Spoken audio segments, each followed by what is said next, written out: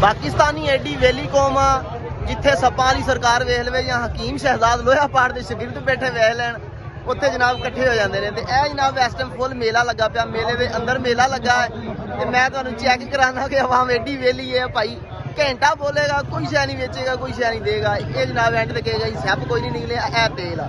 तो मैं तुहानू माड़ा इंतजार कराना पुत्र ला दे चक्कर जो मंगदा ओ यार 50 रुपये हाथी घोड़े का मुल कोई नहीं। अल्लाह के बंदे आ 50 रुपये और अल्लाह के बंदे जुत्ती नहीं पालिश हुंदी 50 रुपये।